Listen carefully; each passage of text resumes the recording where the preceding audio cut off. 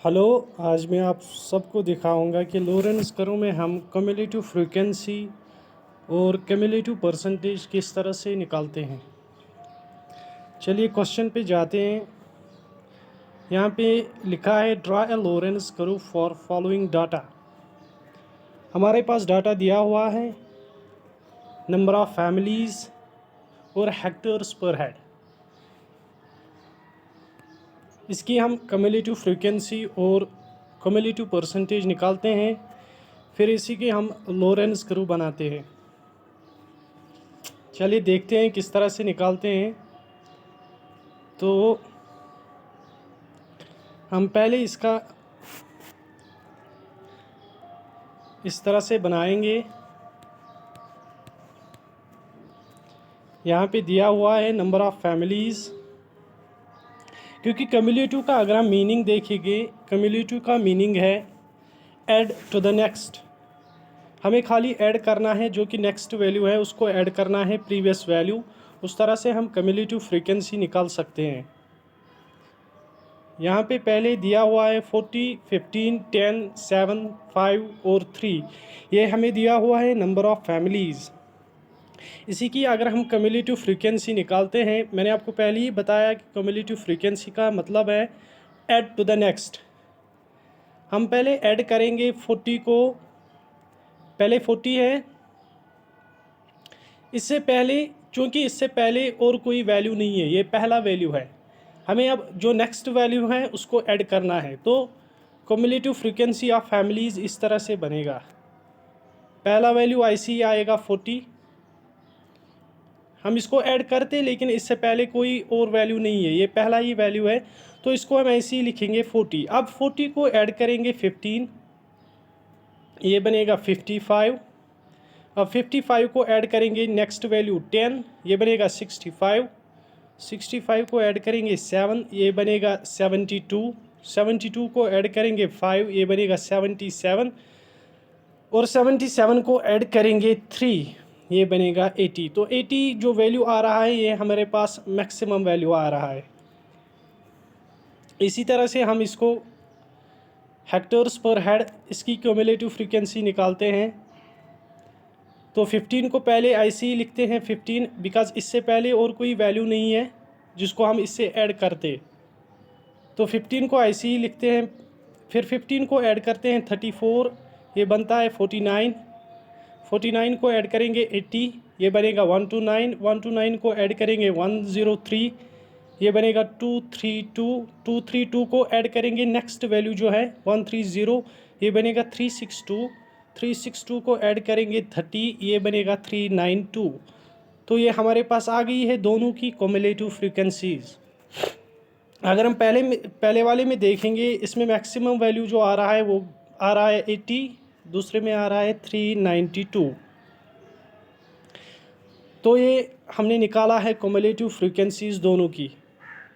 अब निकालना है हमें cumulative percentage of family, then उसके बाद हम निकालेंगे cumulative percentage of hectares per head. तो क्या करेंगे हम, क्युमुलेटिव फ्रीक्वेंसी ऑफ फैमिलीज़, जो पहला वाला जो डाटा है वो है 40, और जो हाईएस्ट है, हाईएस्ट क्या है हमारे पास 80।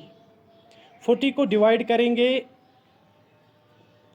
80 से, चूँकि परसेंटेज में हमें ऐड होता है 100, तो इनटू करेंगे 100। वहाँ पे क्या वैल्यू आएगा 50। ये zero cancel. 400 divided by 80, 400 divided by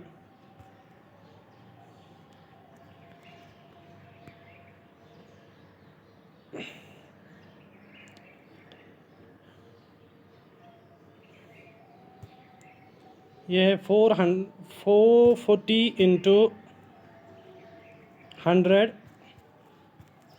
divided by जो मैक्सिमम वैल्यू है वो क्या है, मैक्सिमम वैल्यू हमारे पास 80 है, तो ये बनेगा 4000, 40 और 20 डिवाइडेड बाई 80।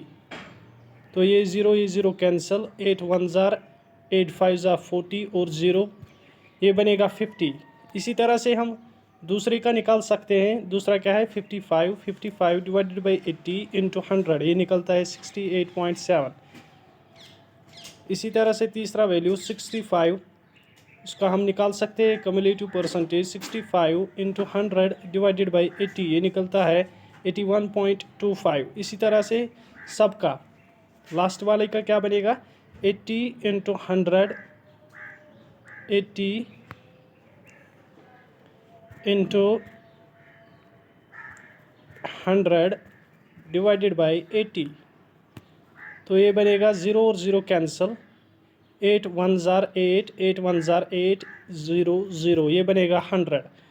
तो ये निकाली हमने कम्युलेटिव परसेंटेज ऑफ फैमिलीज़। इसी तरह से हम निकाल सकते हैं cumulative percentage of hectares per head.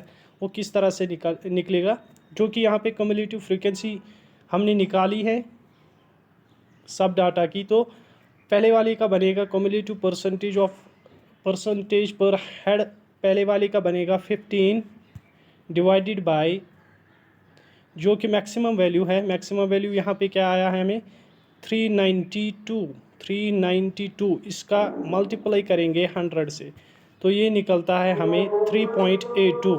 इसी तरह से हम दूसरे का, तीसरे का, थर्ड का, फोर्थ का, फिफ्थ का और लास्ट का क्या बनेगा 392 डिवाइडेड बाई 392 इंटू 100, तो ये क्या आ रहा है हमें 100 आ रहा है ये भी। इस तरह से हम कम्युलेटिव फ्रीक्वेंसीज और कम्युलेटिव परसेंटेज निकाल सकते हैं। तो अब हम जो कम्युलेटिव परसेंटेज ऑफ फैमिलीज़ हैं और कम्युलेटिव परसेंटेज ऑफ हेक्टर पर हेड, इनको ड्रा करेंगे ग्राफ पे, तो हमें क्या मिलेगा लॉरेंस कर्व। तो थैंक यू।